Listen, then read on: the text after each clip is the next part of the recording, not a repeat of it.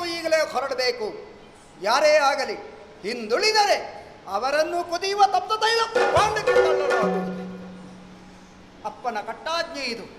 ಇಂತಹ ಶಾಸನವನ್ನು ಮಾಡಿರುವಾಗ ಪ್ರಜೆಗಳೆಲ್ಲರೂ ಬದ್ಧರಾಗಿದ್ದಾರೆ ಮಾತ್ರವಲ್ಲ, ಸೈನಿಕರು ಮುಂದಾಗಿ ಸಿದ್ಧರಾಗಿದ್ದಾರೆ. ಇಂತಹ ಸಂದರ್ಭದಲ್ಲಿ ಸೇನಾಧ್ಯಕ್ಷ ಪದವಿಯನ್ನು ಹೊತ್ತಂತಹ ಈ ಸದನ್ವ ಹಿಂದುಳಿದು ಸತಿಯ ಜೊತೆಗೆ ರಾತ್ರಿ ಕಳೆದನೆಂದಾದರೆ ಅಪ್ಪ ಏನು ಅಂದಾರು? ಮಗನಾಗಿ ನನ್ನ ಕರ್ತವ್ಯ ಏನಾದೀತು? ಹಾಗಾಗಿ ಪ್ರಭಾವತಿ ಸುತನನ್ನು ಪಡೆಯಲಿಲ್ಲ ಎನ್ನುವಂತಹ ಕೊರಗು ನನಗೂ ಇದೆ. ಆದರೆ ಏನು ಮಾಡುವುದಕ್ಕಾಗುತ್ತದೆ? ಅದೆಲ್ಲವೂ ಯೋಗ. ಇಂದು ನಿನ್ನೊಡನೆ ದಿನ ಕಳೆಯುವುದಕ್ಕೆ ಪಿತನಾಜ್ಞೆ ಇದೆಯಲ್ಲ, ಹಾಗಾಗಿ ಸಾಧ್ಯವಿಲ್ಲ.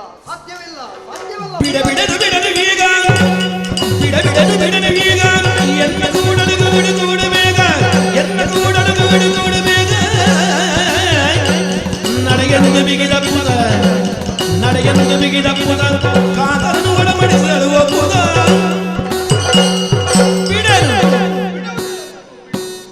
ಏನೇ ರಮಣ, ನಾ ಸಂತಾನವನ್ನು ಬೇಡುತ್ತಿರುವುದು ಯಾವನ ಒಬ್ಬ ಸನ್ಯಾಸಿಯಲ್ಲವಲ್ಲ, ಗೃಹಸ್ಥನಲ್ಲಿ, ನನ್ನ ಗಂಡನಲ್ಲಿ. ಪ್ರಭು, ಮಕ್ಕಳು ಬೇಡುವೆನ್ನುವಂತಹ ಮದುವೆ ಅದು ಮದುವೆಯಲ್ಲ, ಅದು ವ್ಯಭಿಚಾರವೆನಿಸಿಕೊಳ್ಳುತ್ತದೆ. ಮದುವೆ ಆಗುವುದು ಯಾಕೆ? ಮಕ್ಕಳನ್ನು ಪಡೆದಿದೆ ಅಲ್ಲವಾ? ಅಲ್ಲಿ ಇಲ್ಲಿ ತಿರುಗುವುದಕ್ಕಲ್ಲ. ಅಲ್ಲವೇ ಅಲ್ಲ. ಹಾಗಾಗಿ ನಿಮ್ಮಲ್ಲಿ ನಾ ಬೇಡಿಕೊಳ್ಳುತ್ತಾ ಇದ್ದೆ. ಪ್ರಭು, ಏನು ನಿಮಗೆ ಪಿತನಾಜ್ಞೆ, ನನಗೂ ಇದೆ ತಾಯಿ ಆಜ್ಞೆ. ಏನದು? ನಮ್ಮದಾದಂತಹ ಚಂಪಕಾವತಿಯನ್ನು ಪ್ರವೇಶ ಮಾಡುವಂತಹ ಕಾಲಕ್ಕೆ ನಿಮ್ಮ ತಾಯಿ ಆಡಿದಂತಹ ಮಾತು, ಇಲ್ಲಿಯ ತನಕ ಈ ಅರಮನೆಯನ್ನು ಬೆಳಗಿದವಳು ನಾನು ಮಗಳೇ ಎನ್ನುವ ಹಾಗೆ, ಇನ್ನು ಮುಂದಕ್ಕೆ ಅದರ ಹೊಣೆಗಾರಿಕೆ ನಿನಗೊಪ್ಪಿಸಿದ್ದೇನೆ ಎನ್ನುವ ಹಾಗೆ. ಪ್ರಭು, ಚಂಪಕಾವತಿಯ ಸಮಸ್ತರಿಗೂ ಕೂಡ ಶ್ರೀಕೃಷ್ಣ ದರ್ಶನವನ್ನು ಮಾಡಿಕೊಡಬೇಕು ಎನ್ನುವ ಹಾಗೆ ಹೊರಟು ನಿಂತೀರಾ. ಪ್ರಭು, ಏನು? ನನ್ನ ತೊಡೆಯಲ್ಲಿ ಒಂದು ಮುದ್ದು ಕೃಷ್ಣನನ್ನು ಆಡಿಸುವಂತಹ ಭಾಗ್ಯವನ್ನು ನನಗೂ ದೊರಕಿಸಿಕೊಡಿ. ಓಹೋ, ನೀನು ಮುದ್ದು ಕೃಷ್ಣನನ್ನೇ ಬಯಸಿದ್ದು? ಹೌದು ಪ್ರಭು. ಹಾಗಾಗಿ ನನ್ನ ಮನದ ಆಸೆಯನ್ನು ಈಡೇರಿಸಿ ಆ ಬಳಿಕ ಹೋಗಿ ಪ್ರಭು. ರಮಣ, ಅಂತಃಪುರದ ಕೋಣೆಯ ಬಾಗಿಲನ್ನೂ ತೆರೆದಿದ್ದೇನೆ, ನನ್ನ ಮನದ ಕದವನ್ನು ತೆರೆದಿದ್ದೇನೆ. ಆಯ್ಕೆ ನಿಮಗೆ ಬಿಟ್ಟಿದ್ದೇನೆ, ಯಾವುದು ಬೇಕು ಆರಿಸಿಕೊಳ್ಳಿ. ಒಂದು ಕ್ಷಣ ಯೋಚಿಸಲೇ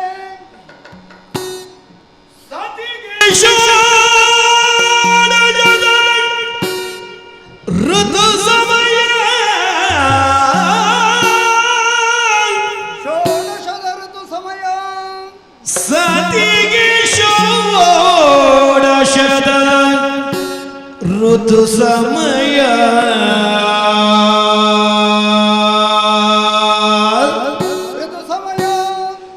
ಏಕಾದಶಿ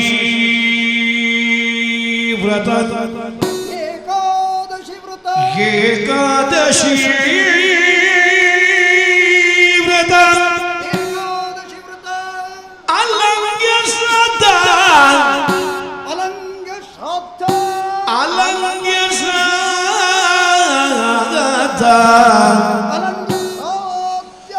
ಇನಿತೊಂದು ದಿನಮೇ ಸಂಗತ ಮಾದೊಡೆಂದು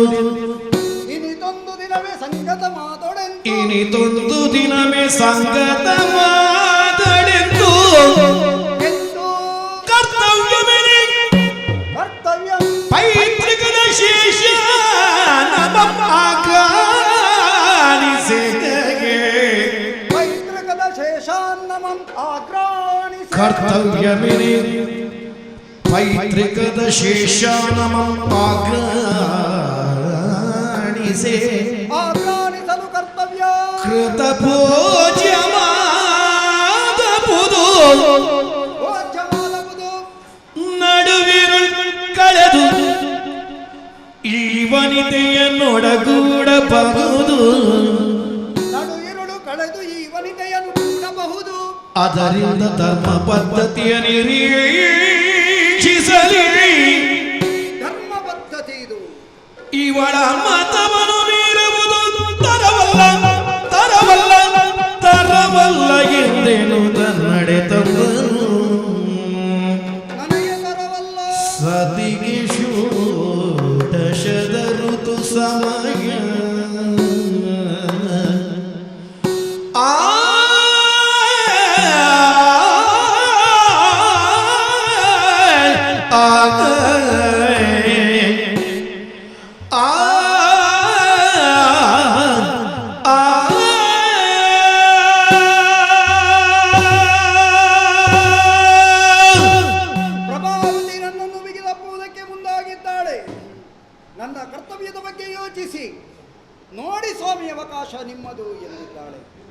ಎಂತಹ ಉಭಯ ಸಂಕಟಕ್ಕೆ ನಾನು ಬಿದ್ದಿದ್ದೇನೆ.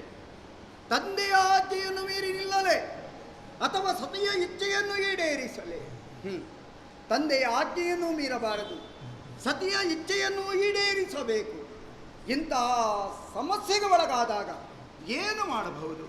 ಓಹೋ, ಧರ್ಮಶಾಸ್ತ್ರ ಹೀಗಿದೆಯಲ್ಲ. ಸತಿಗೆ ಷೋಡಶದ ಋತು ಸಮಯ. ಸತಿ ಋತುಸ್ನಾತೆಯಾಗಿದ್ದಾಳೆ. ಪತಿ ಸತಿಯರು ಒಂದಾಗುವ ದಿನ 16ನೆಯ ದಿನ ಬಂದಿದೆ. ಅದೇ ದಿನ ಏಕಾದಶಿ ಬಂದಿದೆ. ಅದೇ ದಿನ ಪಿತೃಶ್ರಾದ್ದ ಬಂದಿದೆ. ಈ ಮೂರೂ ಸಮಸ್ಯೆಗಳು ಒಂದಾದಾಗ ಏನು ಮಾಡುವುದು? ಪಿತೃಶ್ರಾದ್ದ ಪೂರೈಸಬೇಕಿದ್ರೆ, ಅದರ ಫಲಸಿದ್ಧಿಯಾಗಬೇಕಿದ್ರೆ ಆ ಪಿತೃಶ್ರಾದ್ದದ ಭೋಜನವನ್ನು ಮಾಡಲೇಬೇಕು, ಭೋಜ್ಯವನ್ನು ಉಣ್ಣಲೇಬೇಕು. ಆದರೆ ಏಕಾದಶಿಯಾದರೆ ದಶಮಿಯ ದಿವಸ ಒಂದು ಹೊತ್ತು ಊಟ ಮಾಡುವುದು. ಏಕಾದಶಿಯ ದಿವಸ ಉಪವಾಸವಿದ್ದು ಹಗಲು ರಾತ್ರಿ ಹರಿನಾಮ ಸ್ಮರಣೆಯನ್ನು ಮಾಡುತ್ತಾ ಕಾಲ ಕಳೆದು ಮರುದಿನ ಅರುಣೋದಯವಾಗಿ ಸೂರ್ಯನನ್ನು ಕಂಡ ಮೇಲೆ ಪಾರಾಯಣ ಮುಗಿಸಿ ಆಮೇಲೆ ಭೋಜನವನ್ನು ಮಾಡಬಹುದು. ಆದರೆ ಪಿತೃಶ್ರಾದ್ದ ಇದ್ದ ಕಾರಣ ಆ ಪಿಂಡದ ಶೇಷಾನ್ನವನ್ನು ಉಣ್ಣುವುದಕ್ಕಾಗದಿದ್ದಂತಹ ಸಂದರ್ಭದಲ್ಲಿ ಆಗ್ರಹಿಸಬಹುದಲ್ಲ. ಆಗ್ರಹಿಸಿದರೆ ಉಂಡ ಫಲ ಸಿಗುತ್ತದೆ. ಆಮೇಲೆ ನಡು ಇರುಳು ಕಳೆದು ಸತಿಗೆ ಷೋಡಶದ ಋತು ಸಮಯವಾದಾಗ ಸತಿಯ ಜೊತೆಗೆ ಸೇರಬಹುದು. ಹೀಗೆ ಮಾಡಿದರೆ ಧರ್ಮಕ್ಕೆ ಬಾಹಿರವಾದಂತಹ ಯಾವ ಕರ್ತವ್ಯವನ್ನು ಮಾಡಿದ ಹಾಗಾಗುವುದಿಲ್ಲ. ಹಾಗಾಗಿ ಯುದ್ಧ ನಡೆಯಬೇಕಾದುದು ನಾಳೆ ಸರಿಯಾದಂತಹ ಸಮಯಕ್ಕೆ ನಾನಲ್ಲಿದ್ದರೆ ಸಾಕು. ಈ ಸಂದರ್ಭದಲ್ಲಿ ಸತಿಯ ಇಚ್ಛೆಯನ್ನು ಈಡೇರಿಸಿದೆ ಎಂದಾದರೆ ಸತಿಗೆ ಸುತವಾಕ್ಯ ಒದಗುತ್ತದೆ ತಾನೆ. ಹಾಗಾಗಿ ತಂದೆಯ ಆಜ್ಞೆಯನ್ನು ಈಡೇರಿಸ್ತೇನೆ, ಸತಿಯ ಇಚ್ಛೆಯನ್ನು ಈಡೇರಿಸ್ತೇನೆ, ಹೊತ್ತು ಕಳೆಯುವುದಿಲ್ಲ, ಸತಿಯ ಜೊತೆಗೆ ಸೇರಿಕೊಳ್ಳುತ್ತೇನೆ.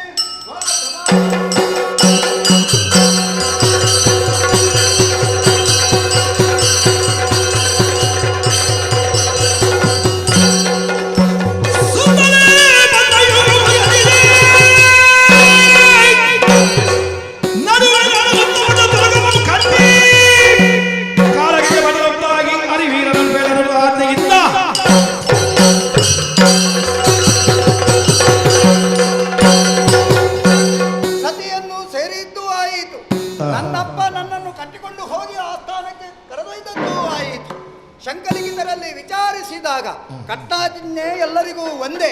ಹಾಗಾಗಿ ಮಗ ಪ್ರಜೆ ಸೈನಿಕ ಎನ್ನುವ ಭೇದ ಭಾವವಿಲ್ಲ, ಎಣ್ಣೆಗೆ ತಳ್ಳಿ ಬಿಡು ಅಂತ ಹೇಳಿದರು. ಅಪ್ಪ ಸುಮತಿಯ ಮೂಲಕ ನನ್ನನ್ನು ಕುದಿಯುವ ತಪ್ತ ತೈಲ ಭಾಂಡಕ್ಕೆ ಹಾಕಿದ್ರಲ್ಲ. ಶ್ರೀಕೃಷ್ಣ ನಾಮಸ್ಮರಣೆಯನ್ನು ಮಾಡುತ್ತಲೇ ಆ ಕುದಿಯುವ ಎಣ್ಣೆಗೆ ಬಿದ್ದವ ನಾನು. ನನಗೆ ಆ ಕುದಿಯುವ ಎಣ್ಣೆಯ ಯಾವ ಅನುಭವವೇ ಆಗಲಿಲ್ಲ. ತಂಪಾದ ಅನುಭವದಲ್ಲಿ ಹರಿಧ್ಯಾನವನ್ನು ಮಾಡುತ್ತಾ ಇರುವಾಗ ಶಂಕಲಿಖಿತರು ಎಳನೀರನ್ನು ಸುರಿದ್ರು. ಅವರ ಮೈಕೈಯೇ ಸುಟ್ಟು ಹೋದಾಗ ನಾವು ತಪ್ಪು ಮಾಡಿದ್ದೇವೆ ಎಂದು ಭಾವಿಸಿ ಅವರೂ ಕೂಡ ಹರಿಧ್ಯಾನವನ್ನು ಮಾಡುತ್ತಾ ಎಣ್ಣೆಗೆ ಬಿದ್ದಿರಲ್ಲ.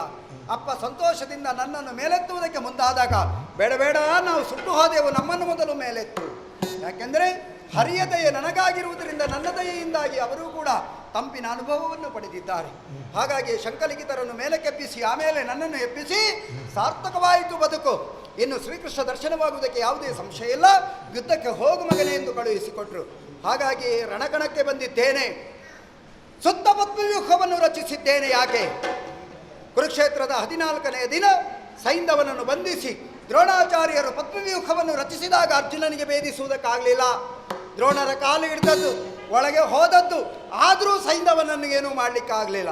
ಹರಿಯ ರಕ್ಷೆ ಸೂರ್ಯನೇ ಚಕ್ರವನ್ನು ಅಡ್ಡ ಹಿಡಿದ ಕಾರಣದಿಂದಾಗಿ ಸೈಂಧವನೇ ಹೊರಗೆ ಬಂದಾಗ ಕೃಷ್ಣನ ಆಜ್ಞೆಯಂತೆ ಕೊಂದು ಬಿಟ್ಟ ಪಾರ್ಥ. ಆ ಕಾರಣದಿಂದಾಗಿ ಅರ್ಜುನನ ಅಶ್ವವನ್ನು ನಾನು ಪದ್ಮವ್ಯೂಹದ ಮಧ್ಯದಲ್ಲಿ ಬಂಧಿಸಿದ್ದೇನೆ. ನೋಡಾದ ಯುದ್ಧದ ಪರಿಣಾಮ.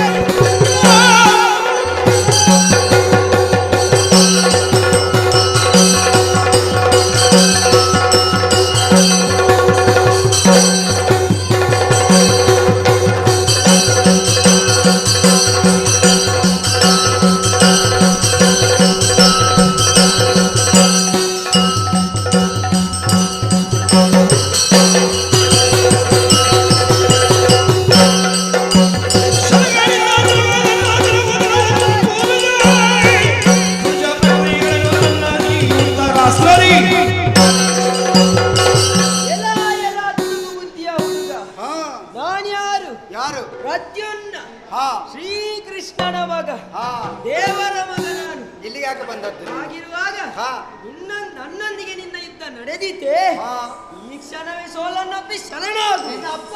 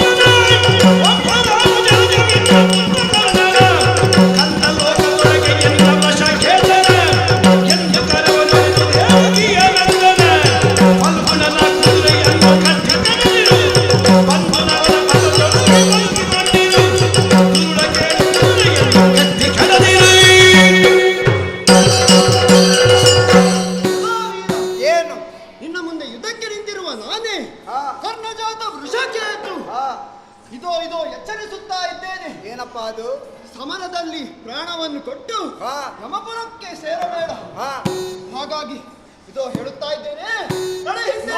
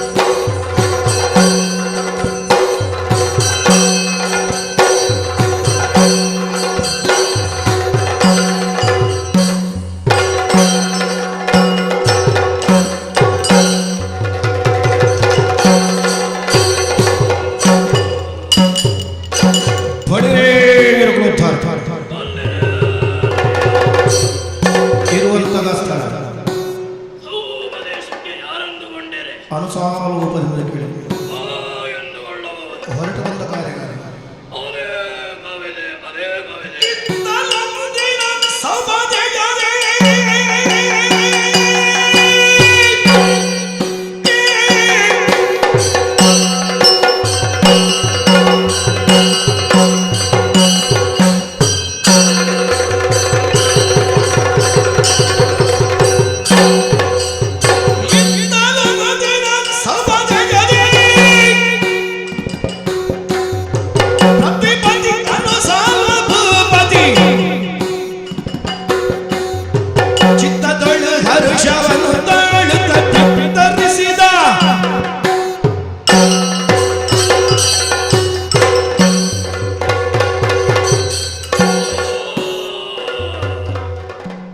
ಪ್ರಭು ಪರಮೇಶ್ವರ ಕಾಪಾಡು. ಶ್ರೀಕೃಷ್ಣನ ಅಪ್ಪಣೆಯಂತೆ ಅಶ್ವದ ರಕ್ಷಣೆಗೆ ಬಂದ ಅರ್ಜುನನಿಗೆ ಸಹಾಯ ನೀಡಲು ಬಂದಿದ್ದೇನೆ. ಬಂದು ಬಂದು ಚಂಪಕಾಪುರವನ್ನು ಸೇರಿದ ಈ ಹೊತ್ತು ಏನಂತೆ ಏನಂತೆ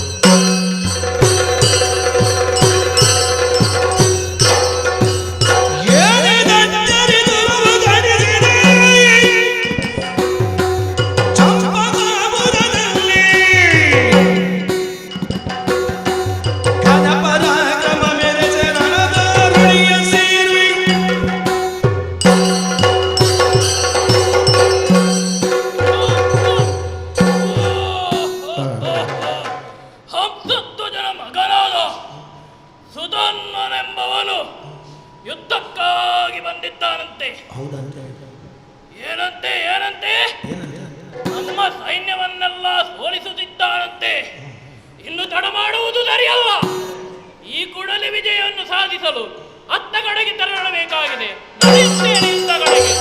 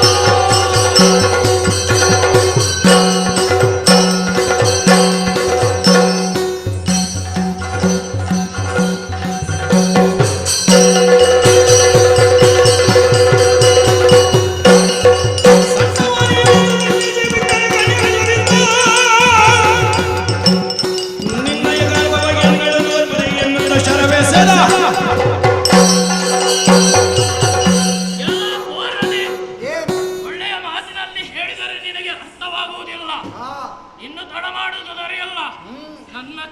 ನನ್ನ ಆಯುಧಕ್ಕೆ ಬಲಿಯಾಗಿ ಹಾ. ನಿನ್ನ ಶಿರವನ್ನು ಚೆಂಡಾಡುತ್ತೇನೆ. ಬಾ. ಬಾ.